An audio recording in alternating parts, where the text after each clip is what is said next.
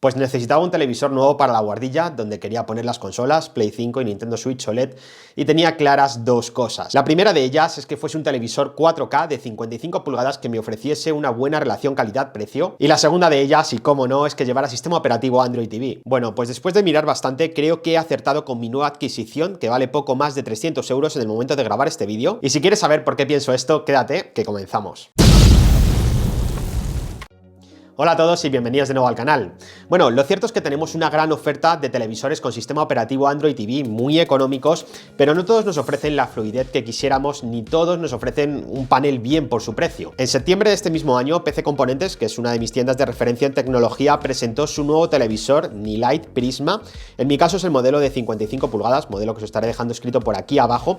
Es un Smart TV 4K con Android TV completamente certificado, que vale concretamente 323 euros en el momento de grabar este vídeo, y del cual os dejaré el link abajo por si le queréis echar un vistazo. Y ahora os propongo un reto a todos vosotros. Si después de ver este vídeo sabéis de algún televisor que nos ofrezca lo mismo a un precio incluso inferior, decídmelo en comentarios. Por lo que he podido ver, PC Componentes tiene hasta 9 marcas propias, esta es una de ellas, en la que tiene 7 modelos de televisores desde las 32 pulgadas hasta las 55 pulgadas, y parece que su prioridad es ofrecer una buena relación calidad-precio en todos ellos, ofreciendo un buen asesoramiento, así que me pareció una buena idea dar una oportunidad. Además, me llamó bastante la atención que ahora puedes seleccionar fecha de entrega concreta, puedes seleccionar método de pago incluso por Bizum. Lo que os puedo asegurar es que he comprado bastante en esta tienda y nunca he tenido problema. La entrega en menos de 48 horas a través de su propia logística, y todo muy bien cuidado y revisado antes de la entrega, como estaréis viendo en las imágenes captadas por mi cámara de seguridad cuando me llegó el televisor. El montaje de este televisor es muy sencillo, solo tenemos que atornillar los dos soportes de las patas y luego atornillar cada pata, eso sí, teniendo en cuenta cuál es la izquierda y cuál es la derecha. Esto nos viene en la caja según la abrimos, junto con el cable de alimentación, y obviamente también nos viene el mando a distancia con las pilas, manual de usuario y los tornillos. La verdad es que me apañé bastante bien yo solo para instalar el televisor a pesar de su tamaño. Empezando por el mando, comentaros que no tiene Bluetooth, solamente funciona mediante conectividad IR y no tenemos micro ni botón para lanzar el asistente de Google. Por lo demás es muy completo y responde bien, con accesos directos a plataformas como Netflix, YouTube, Google Play y Prime Video. Y lo sé, a muchos os parecerá un chasco que este mando a distancia no lleve micrófono incorporado ni botón para lanzar el asistente de voz de Google, pero de algún lado tienen que recortar para ofrecernos un televisor tan económico. Además, no es ningún drama porque le podremos emparejar cualquier otro mando que funcione por Bluetooth. Yo, por ejemplo, he usado el de TVFi y sin ningún tipo de problema. Este televisor es de clase energética G.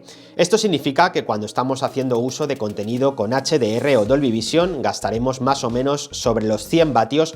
Cuando estamos haciendo uso de contenido que no está en HDR o estamos viendo canales de la TET, por ejemplo, estará gastando más o menos unos 75 vatios, y cuando lo dejamos en standby sin apagar del todo, el televisor hace un consumo de 10 vatios, por lo que yo como siempre os recomiendo apagarlo completamente manteniendo pulsado el botón de apagado y seleccionando apagar cuando no lo vayamos a utilizar, para así liberar memoria RAM y para así además evitar un consumo innecesario que baja de los 10 vatios cuando está en standby a menos de 1 vatio cuando está apagado por completo. Es un televisor que por su precio se ve muy bien construido, parte trasera metálica casi en su totalidad y los plásticos se ven de muy buena calidad. En su trasera tenemos soporte BESA de 200 x 200 por si lo queremos colgar en la pared, por ejemplo. No pesa demasiado, ya os digo que me apañé yo solo para instalarlo, y el grosor es comedido. Las medidas son de unos 124 centímetros de ancho por unos 75 centímetros de alto con las patas puestas y 72 centímetros de alto sin ellas, 8 centímetros de grosor con patas que se van a los 24 centímetros, y entre pata y pata tenemos unos 93 centímetros exterior, medida de superficie que necesitamos sí o sí para apoyarlo. El diseño es bastante estándar, no nos va a sorprender en nada en este sentido, pero me gusta mucho que es bastante completo en entradas y salidas. En la parte trasera tenemos puerto Ethernet de hasta 100 megas, tenemos 3 HDMI 2.0, uno de ellos compatible con ARC, salida óptica de audio, entrada VGA, entrada de antena TDT, entrada de audio y vídeo compuesto, y en el lateral tenemos lector Common Interface, tenemos 2 puertos USB 2.0, tenemos otro HDMI, 4 en total, y salida jack de audio. Desde los puertos USB de este televisor podemos reproducir contenido desde memorias USB o disco duros en formato FAT y NTFS. He probado con archivos MKV de casi 70 GB y sin ningún tipo de problema. Tenemos un reproductor instalado por defecto, pero es bastante básico si queremos reproducir todos los formatos, mejor instalar la aplicación VLC desde el Play Store. Eso sí, este televisor, como es de esperar por su precio, cuenta con un hardware bastante discreto. Tenemos el chip M-Star M7322 de 4 núcleos ARM Cortex A55 de hasta 1,4 GHz. Este chip la verdad es que no lo conocía, pero lo llevan otros televisores de Hisense o Nokia, entre otros.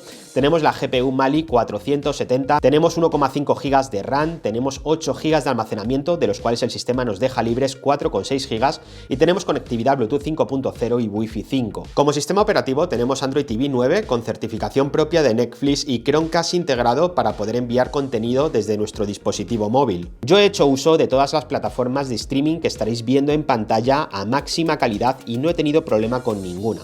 Me gusta que de serie viene solo con las aplicaciones justas instaladas, no meten morralla. Y la cantidad de memoria RAM que lleva este televisor de solamente 1,5 GB me parece bastante justo, pero es lo que encontramos en televisores con Android TV en gama de entrada, más o menos todos llevan la misma configuración. Este conjunto de hardware-software nos proporciona una experiencia razonablemente correcta, pero sin mayor alarde, y siempre que apaguemos el televisor por completo cuando no lo usemos, para así liberar memoria y cerrar procesos abiertos. Si hacemos uso de muchas aplicaciones, al final el sistema se resiente y nos irá algo lento. Para que os hagáis una idea, le he pasado el test Antutu 6 y he obtenido casi 35.500 puntos, lo que se asemeja mucho a la puntuación obtenida por el mítico Xiaomi Mi Box S, pero quedándose lejos del resto de TV Box actuales que tenemos en el mercado, como estaréis viendo en esta gráfica. Y a la pregunta de si nos sirve para jugar algún juego de Android TV o incluso para utilizar Kodi, la respuesta es sí, pero bastante justo. Los juegos menos exigentes los va a mover sin problema, pero por ejemplo yo he probado el Asphalt y he experimentado algunos tirones, le cuesta moverlo en ocasiones,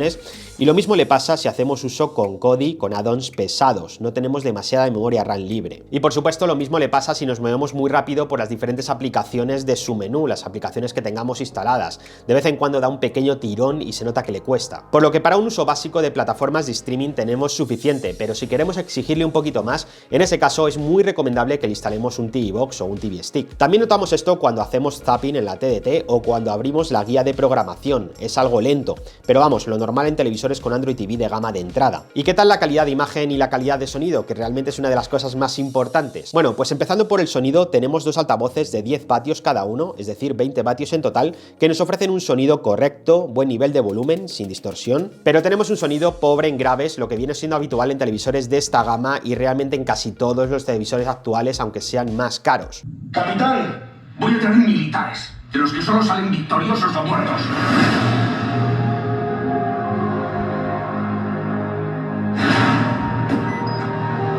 ¿Qué pediste de ella?